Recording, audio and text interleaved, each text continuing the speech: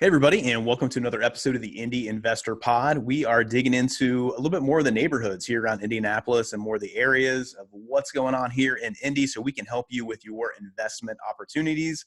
Be in the know a little bit about what's going on. Hopefully, we can provide you with some insights here today. I got Sterling, Randy, and Gloria on with me here again today because they've all just done such an amazing job on their last episodes talking about these neighborhoods, so I had to have them back. And what we're going to be talking about today is just Northwest Indy inside the loop. So a little bit of everything from basically kind of where 65 is to the White River up through around 65, just kind of all those areas in there. Generally just it's known as like Pike area, Nora, it's like all that stuff right through there. It's what we're going to be getting into today. And I kind of told these guys we were doing some prep. I was like, we might end up repeating ourselves a little bit here and kind of talking about things because it's kind of a little bit all the same types of stuff. There's some different pockets and things. When we get into New Augusta, we can dig into a little bit. But for the most part, these areas are great areas. If you can get into any of these areas to be able to have a nice rental property with high value that maybe good rents on, you can do that here. Or you can go in and do some like lipstick flips and things like that. Once you get up into College Park and things, you might be able to do a little bit more bigger flips of kind of doing some remodels and things like that. But we're going to dig into this here today. So Gloria, I'm going to start off with you. Ladies first here when we get into this. When you think of these areas, so we're talking about Crooked Creek, Pike, up into College Park and Westland, St. Vincent, those areas like that, like what are some of the first things that kind of come to your mind of what this area is all about?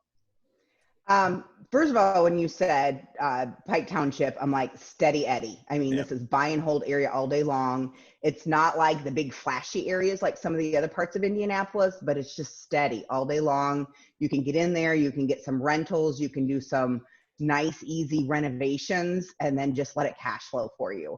Yeah. I like this area. I think that it's always had steady growth.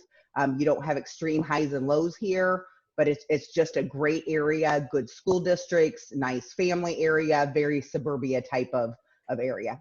Yeah. So, and Sterling, I started with ladies first, but maybe I should have started with the former Pike basketball star with you up there. So, what do you think? What do you think of these areas? What comes to your mind when it pops up? People start talking about investing in Northwest Indy. Yeah, absolutely. I don't know about Star, but I was on the team, right? Come on, don't be shy. I was on the team. No, I think so. Yeah, I went to Pike. I grew up in Pike. I'm raising my family in Pike. I'm sitting in my house that's in Pike, right? Looking at my kid on online school, not doing anything right now in Pike, right?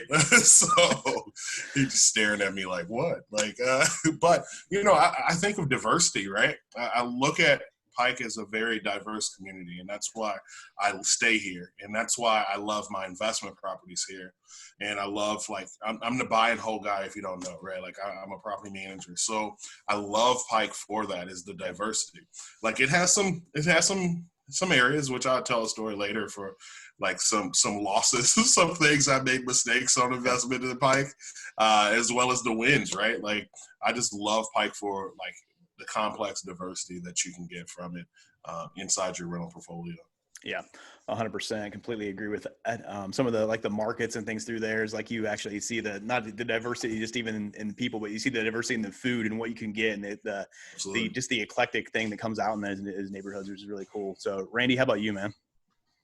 Yeah, I mean, thinking of the Pike area, I think of it's a good area for those buyers who like those cookie cutter neighborhoods that don't want to pay the prices of outside the loop, right? So they can get into Pike, and Gloria already mentioned, usually those homes don't need too much renovation. They're almost good to go, kind of lipstick, cosmetic jobs. But if you're looking for some good cookie cutters, either as a rental or a quick flip, we've done a handful in Pike, and our buyers have always done well there. Yeah, this is actually an area too. We even pick, for the most part, we usually stay away from properties that had burn damage or fire damage or anything like that. Actually, we'll pick them up in this area because we know people can still get value out of them once they renovate them and get them going and things. So it's that's one of the stories that always sticks out to me is we did pretty well on a project we did with a complete burned out property and stuff, but it worked out great for the investor and stuff. And that's so even talking about the value that this area brings, that's even a situation that I would usually walk away from and not even consider, but I did it because it was in this area. Let's start off a little bit. So in the last episode that we did with Stacy and Sterling and Randy, we talked about, we were in the Butler Tarkington area and Crown Hill and things like that. we go across the river now, and kind of that area that's over there known as like Crooked Creek a little bit. This is an area that I feel like this is where you have to be a little bit careful still. I think of the other areas as you go further north, a little bit further west, you can be, it's a little bit safer, a little bit like Gloria said, it's a little bit more steady Eddie.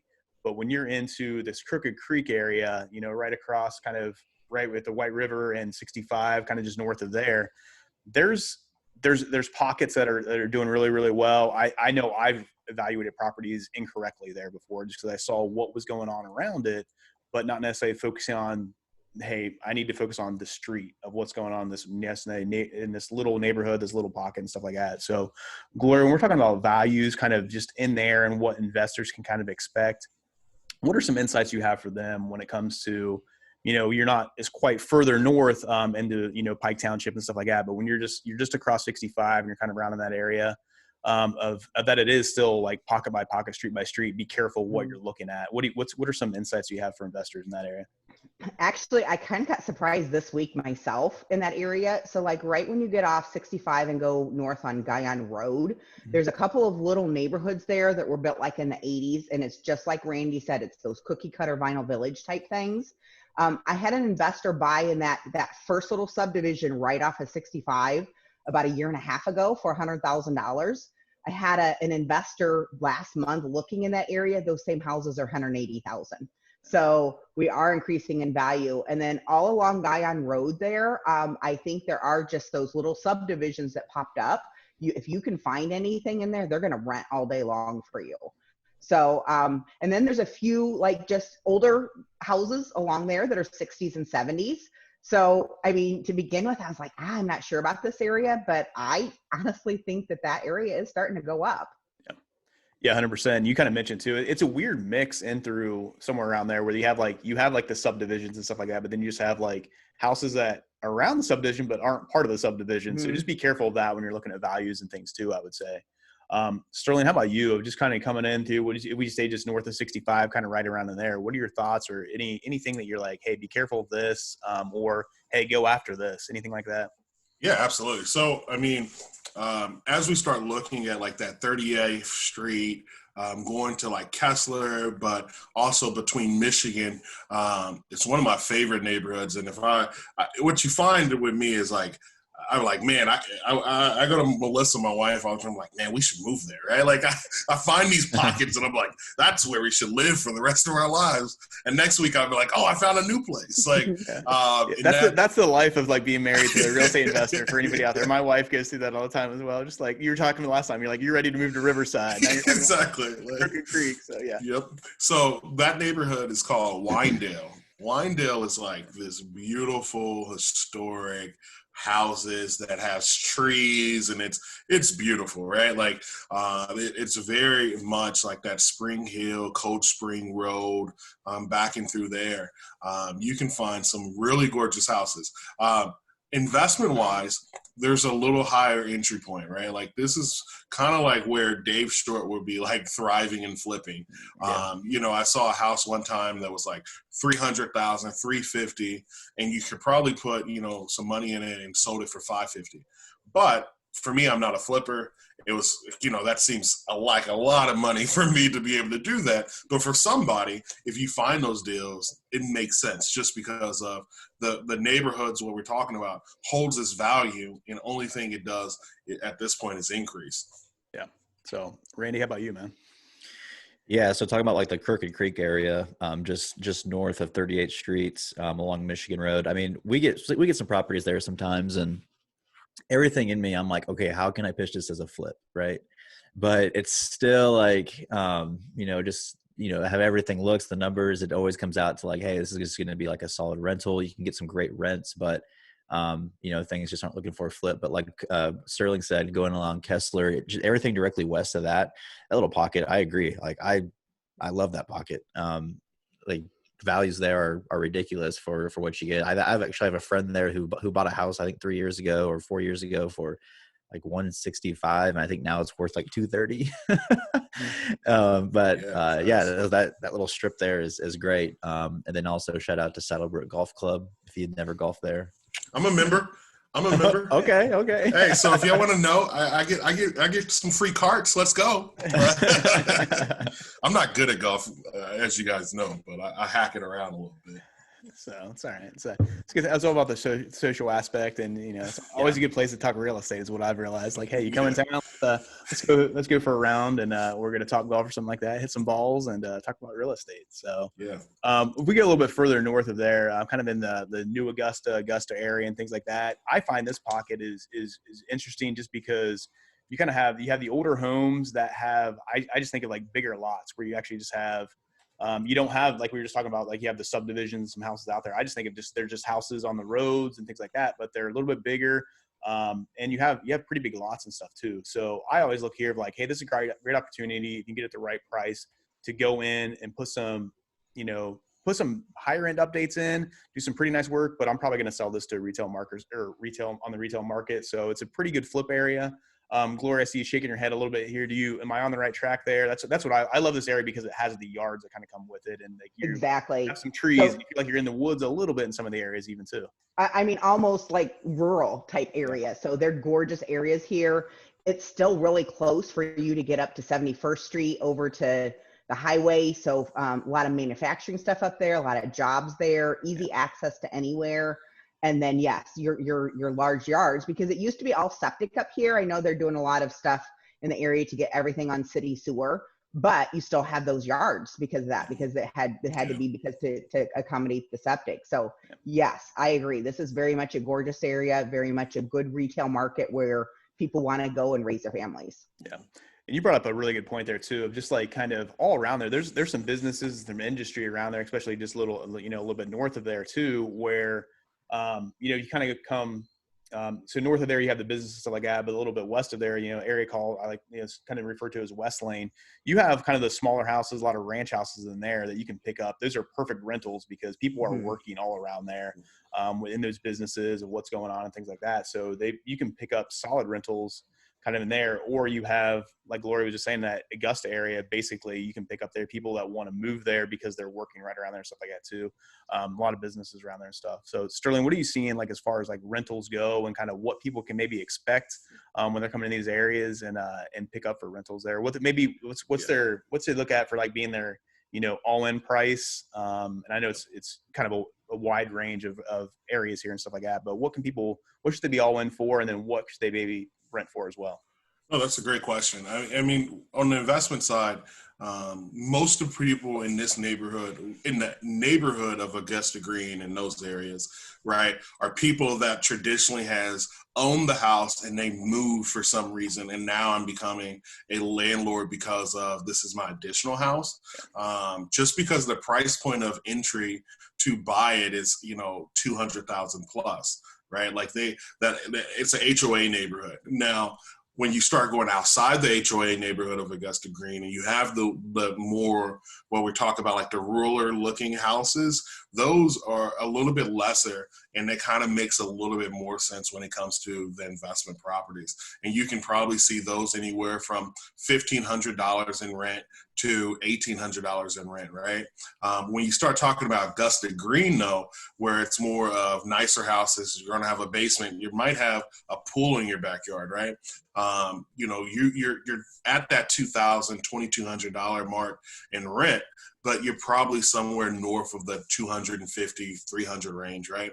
In Pike, how it looks is like if you add a basement to it, then you're going to be 225 north of it.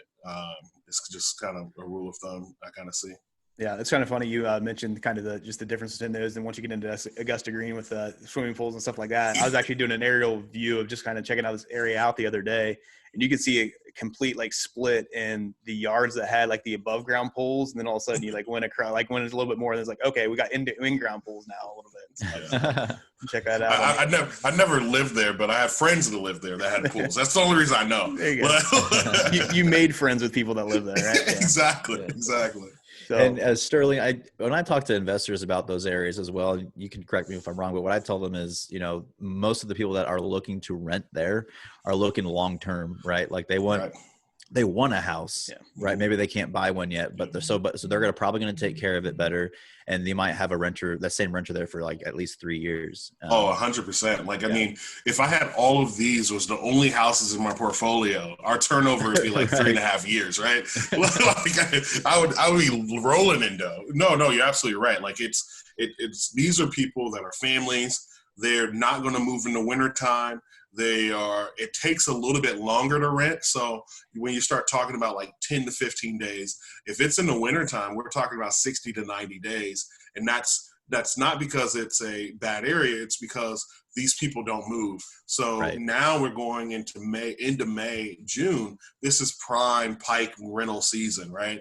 This is where I'm going to get in before the school starts. And then August hits and it dies. Like, I mean, when I say it dies, I've had rental properties over here a lot, and it's like August, we're like, hey, listen, you're almost trying to negotiate with people like, listen, I know you love that school for your kid, but like, because those are the things where let's be truthful, it's higher earning people than what we see in the Riverside or in these predominantly urban areas, right? We're talking about people that can afford 3 times $1,200, 3 times $1,500 in rent. Yeah.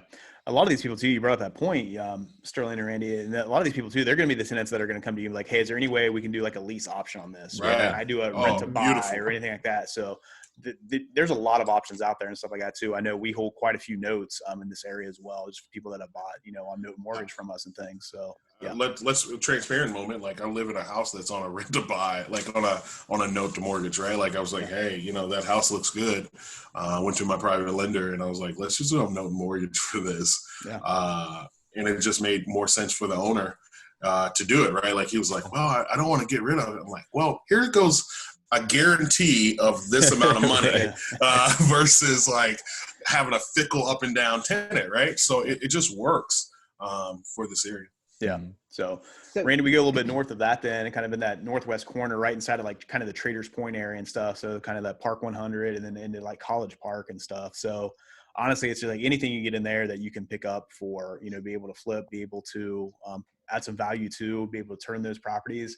You're going to be able to do that and stuff. And honestly, on over into even like the St. Vincent area and stuff too, you're going to pick up project or properties that need maybe a little bit more work, but the value is coming in there and stuff like that too. So for an investor coming in there, there's some great value and some great potential. You be careful not to like overdo kind of what you're not quite in the Carmel or anything yet. So you don't want to do super high end. It's like, I can see it. I can see it. Yeah. So, but Randy, so what are you, when investors are looking at stuff there, where even from the retail side and things like that, what are you, expecting, or what are you telling investors when they're looking at things there? Yeah, I mean, it's definitely a place where you can pick up. I would 100%, flip there. When you get kind of like you said in the corner, that northwest corner, it starts to get more industrial, right? Yeah. So anything along there, from there all the way east, I would stay below 86th Street because that's where you're gonna see the majority of the houses. If you're along 86th Street or a little bit north, and you're looking at properties, you're more than likely going to be surrounded by a lot of apartment complexes, and that isn't too attractive, to a homeowner, or if you're an investor looking to flip to a homeowner. So just be aware of that. Sweet spot for those areas, like I said, at least south of 86, but around like 79th Street, and then you go from west to east from there. But values can go anywhere from, I think, like the high hundreds to up to 300,000. And there's some quiet neighborhoods. You get closer to the hospital, it gets a little different, but definitely good opportunity. And if I'm looking there as an investor, I'm looking to flip. Yeah, definitely. So Gloria, what are you seeing in those areas and kind of just that north part of right inside that 465 loop? Okay. So I was like trying to catch up with you guys on the map here. So we're 465 inside the loop, and then we're kind of in between that 71st and 86th Street, right? Basically, yep. Okay. All right. So yes, I agree. That's just kind of your nice, I think you're pushing the numbers there, that we're getting closer to the 300,000s there. Yeah. So yes, more of a flip area than a hold area. I had some stats pulled up and let me look at them real quick. So right now on retail market, it's telling me that for Pike Township, the median sold price is 213,000. So I think that's a lot in this area right here. Another interesting stat that kind of surprised me is right now, average days on market is 9. So that is down 76% from last year and down even 36% since a month ago. Right now, percentage of ask received is 103.6%. So all the houses in this area are going over list price. Right. Active inventory, there's really, in all of Pike Township, there's only 27 houses on the market, on the retail market right now. So we have less than a half a month of inventory. So if all those must be like on 38th and High School Road. But they're not. And that's what I was clarifying where we were, because when we go outside of 465 to that Traders Point area, there's some houses over there that are over $1 million. So, you know, when you're talking about that diversity of Pike Township, but I really feel like that's a good indication of kind of right inside the circle. The farther north you get, you kind of have Zionsville that's kind of trickling over into that north part of Pike Township, because Zionsville is a very, very hot area right now. I sold a house there for $900,000 last year. So, you know, that, you know, so that's people that aren't getting into those, yeah, that was a good day. That was like my best day ever.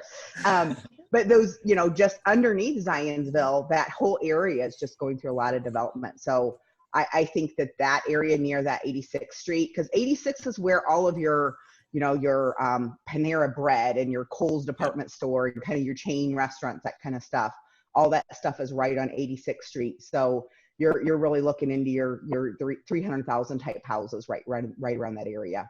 Yeah. And I really like what you said there too. You just bringing up Zionsville, because, you know, a lot of people that Zionsville taxes are pretty high and they're pretty crazy and stuff like that. And you see a lot of people that, you know, used to live there, they're kind of moving out into Whitestown or even moving down into these areas as well. But what they've done from just straight down Zionsville Road, from Zionsville down to 86th Street, just the renovations they've done there in the last couple of years is pretty crazy and stuff.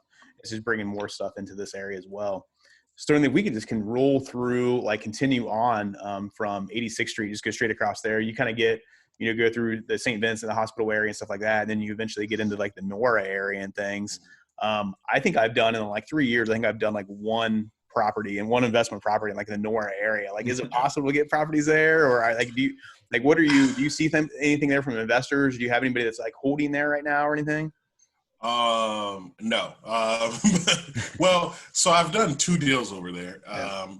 In those deals, both of them didn't make sense to me, right? Like as an investor, I'm like, one was in Lionsgate, which is a really big condo area. And he's like, yeah, I'm going to buy it. I'm going to do this. And he bought it for like $250,000 and needed some work. And it was probably on paper looked like a flip opportunity, right? And so everybody I know that do deals over there is flipping, right? I know Dave did a deal off of, oh God, I can't think of what street it is, but off 86th Street, right across from Lionsgate, he did a flip. He did it on Flip, showed us on Fliporama. So, you know, everybody I know, it's more of a flip opportunity, you know, and it's more of a, it's not a huge rehab flip. It's more of a cosmetic where you replace the kitchen, replace the bathroom type thing. Yeah.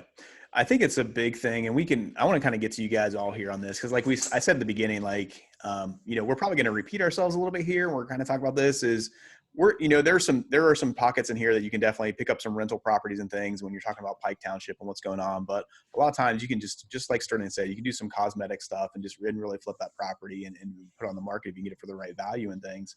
So that's one of the things I want to bring up is when you are flipping in this area is like I really always want to pay attention to, and this is what I'm always advising investors on too, is make sure you're paying attention to what the other houses, like what paint scheme are they using? Because I think it's so easy when you're seeing some areas like kind of pushing their things a little bit. I see some investors like wanting to just even push their projects of going a little bit higher end, and like I don't think you're gonna get the value out of it when you do that. Like if you're going, you know, you're gonna put quartz countertops in like throughout, and it's a lot of quartz in your kitchen. I was like, I don't know if you're gonna get the value from it if you know, put in something, maybe just go with your granite and you're going to be okay or something like that. Maybe you don't need that much counter space or that type of thing. So Gloria, when it comes to people that are flipping here and just kind of their projects they're doing of, you know, even talking to it, like, hey, I think in some of these areas we're pushing like 300 and stuff, but what's some advice you have for investors when they, you know, are enticed a little bit to maybe push their rehab or push their projects or go a little bit higher end where really it's like, I don't know. I think you should just pull it back a little bit. When you were talking, I kind of like had an avatar in my head of a new client that I picked up that's a homeowner. Her name's Katie, and she's like in her late 20s. She's got 3 little kids.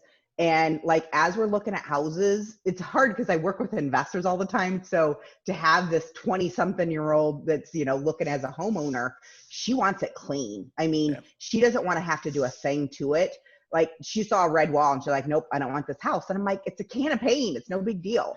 So they do want that modern look. It's still the grays and whites right now. So Repose gray is one that's very popular. It's not agreeable gray as much now. Repose gray is a little bit more blue, that white trim.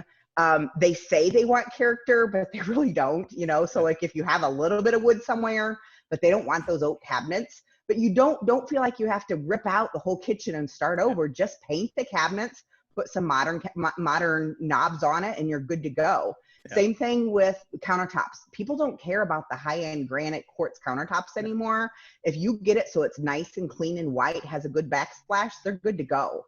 So, I mean, yes, I agree that this area, yes, it's the nicer end of town, but it's not like the trendy Fountain Square area where you have to go over the top. It's just your nice, basic, think families. You know, if you had a family moving in here, they want it to be functioning.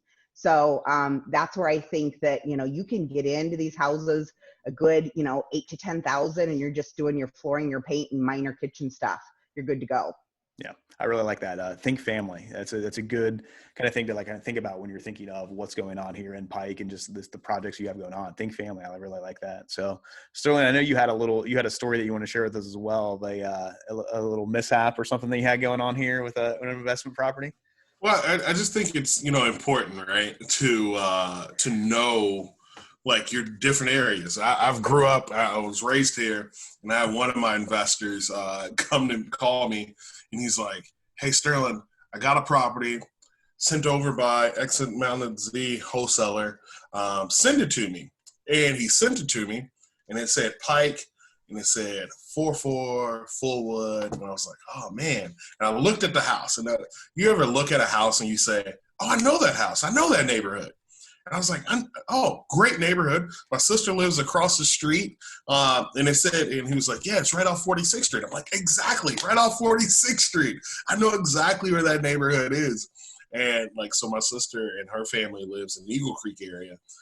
This is traditionally like west of High School Road, 46th Street, right across from the school right there. And I'm like, yeah, that's right. It's also it's west of the highway. So I was like, that neighborhood will be great. It's a vinyl box. It would be perfect. Great values. And I didn't pull up the house. I didn't look at the house. I knew this house, right? So finally he's like, all right, I'm going to buy it. I was like, all right, you should buy it. Let me just look at the rental comps. So I pull up the rental comps finally, start looking at it. I'm like, this isn't where I thought it was. Like, this isn't. And at this point, this dude is called the wholesaler. Yeah, that's my house. I want it. I want it. And I was like, oh, crap. So I start looking. No, this house is the same exact build house that's on 46. And it's, like I said, across from Eagle Creek's elementary school. Well, this house is more by height, like Walmart area, 3 fountains off 46th Street, right? Like that Walmart 46th Street is different than Eagle Creek 46th Street. Same exact build houses though. Different neighborhoods. Like the apartments, like used to, when I grew up, was like the worst apartments that you can live in was like Mayfield Greens and 3 Fountains, right? And this was like sitting in the heart of it. And like I pull up, I was like, let me just drive over there real quick. I drive up and there's like cars in the yard, you know, people are fixing on them. I was like, oh crap, I've made a mistake. Like I swore I knew this neighborhood. Like, and so I say like, you know, even with somebody that lives here, I've been here my whole life. I know this neighborhood. I didn't do the numbers. I didn't pull it up. I just kind of went off of what I thought I knew, and it was wrong. It was totally wrong. So, yeah. Did you get him out of the deal? I told him, I was like, hey, made a mistake. He was like, no, I still want it. I was like, all right. So it's just one more reason that we always say, like, hey, make sure that you having your boots on the ground, drive by, get some real time pictures of what's going on there. Don't trust Sterling's number. No, Right. Make sure you're doing your No. own due diligence. Always get a second opinion on kind of what's going on. Just reevaluate your numbers. Make sure you're going over them with somebody. It's so important stuff. Well, that's why Sterling has Christian now. He's like, Christian, go take a look at this. Exactly. No, facts. So, Randy, any last final thoughts from you on just this area and what investors can expect or things to look out for, or anything like that? Yeah, I think we kind of hit it on the head throughout this whole episode. I mean, it's a large area. We're talking, Pike Township, even going up north, in around like the Eagle Creek area. You can do all kinds of strategies. It's either going to be rental or flip for the most part. But it's some very good opportunities where you can get some properties that usually don't need too much work. You can just either put on the market or go ahead and rent out. But it's one of the more hot areas in Indianapolis. So that also means it's hard to find a deal, just like everything else. But if you do, I would definitely jump on it. Awesome. Sterling, how about you? Any final thoughts? Yeah, I mean, I think we're overview Pike really well. I think Pike is a great investment property. I think, you have your HOA houses, and then you have basically your houses that aren't HOA. And I think the dividing line, if you're really looking at Pike, is something around like what is that, 52nd Street? Like 52nd and 56th Street. And like 56th Street is kind of that 56 and High School Road. If you start going south of there, that's when you start getting into almost a different type of Pike. Like, you have a lot of good stuff, but Pike is, and I think Gloria said this, like, Pike is no different, right? Like, I think I look at neighborhoods and I say, how does it flow? And Pike is one of those areas that kind of starts, on that IMA, but it doesn't flow too far. Like, it kind of stops halfway down Kessler. But really where you start seeing the flow is like 79th Street. It starts pushing north, and you just start seeing these great houses and things. And Gloria makes a great example of, like, I used to be a development manager and build new construction houses for the neighborhood that is off of Marsh Road in Normandy Farms. And so those are $500,000, $1 million houses. And we had 25 lots, and we still got 23 lots since I quit. Like, they build, the goal is it's not the worst. It's great for him, but they build one house a year. They all we need to do is build one house a year. So I think Pike is a great diverse area. I think you're going to get rents that are higher than $1,000 in most cases. Even you can find even condos here in Pike that are good. Like, I mean, we bought a condo for, I don't know if you can do this now, but like for $20,000, and the HOA fees was only $250, $300, which is a lot better than what you would traditionally get with HOAs, right? So that kind of works with your cash flow. Now we're renting it out for $950 to $1,000. So you can be creative here. I love the stability here. That's why, we invest here and why we live here. Yeah. So, Gloria, how about you? Any final thoughts? There is one little pocket that we didn't talk about yet. It's actually kind of right below that house that Sterling was talking about. It's the Gateway West area. Yeah. For some of your like your new investors that are just trying to get in the area, I think this is a great area. Love that area. I actually sold a property for a friend of mine, actually just in November, and he had lived in the house his whole life. So his dad had owned this house for 60 years. It obviously still had the old lady wallpaper, all that kind of stuff. We literally, and paid off. I mean, it had been paid off like 30 years ago. And I told him, I'm like, we could sell it as it is for like 110, but if you just kind of spruce it up a little bit. So all we did was paint and flooring. That's it. We left the kitchen the way it was. $5,000 is all he put into it. We sold it the first week for $135,000. Yeah. So same thing if you want to do like minor flips in that area as far as rentals. Like I said, if you're getting in that 100 to 140 range, You're renting them for that $1,100 to $1,200. So that's like a nice entry point to this area if someone wants that. I just wanted to kind of mention that Gateway West area. Yeah. That's 38 High School is kind of where that is. That's a great point. And then West Side. So again, anything outside of 465 along that Eagle Creek, you're getting into your higher end houses. So like right along the creek there, you're looking at your $750,000 to $1 million houses. But if you get in that area between 465 and the creek, again, you can pick up your nice rentals there. Yeah. The only other thing I wanted to mention was culture over here. We kind of talked about culture in some of our other podcasts. Eagle Creek Park is basically kind of the basis for Pike Township. It is the biggest park in the city. And actually, when I was researching this morning, it's one of the largest municipal parks in the United States. So it's got about 1,400 acres of water and 3,900 acres of land. There's about 10 miles of biking, hiking trails. It's right across the street from the Colts training facility. Just tons of great activities to be there. Again, another reason why this is such a family-oriented area. I mean, we take our bikes up there and go biking all the time. So I really feel like Eagle Creek Park is just kind of the heart of Pike Township, and just the reason that people want to live in this area. Yeah, really good point. So I'm glad you brought that up and stuff. So I'm about ready to take my kayak there this afternoon maybe and stuff and hit up Rick's Boatyard Cafe. So no, good stuff. Final thoughts from me is, Sterling mentioned a little bit ago, like some of the townhomes over there. There are some really good opportunities, like kind of right inside of 465 in Pike Township, where you can pick up some townhomes generally for right around maybe around $50,000 now, maybe put a little bit into them, maybe be all in for 60 that are renting out for around, 800 to 900 right now, I think pretty easily. I got a really good buddy that's doing that right now. He just picked up a 6-1, and I think his lowest rent over there is like $950 is actually what he's got. So I'm doing really well there.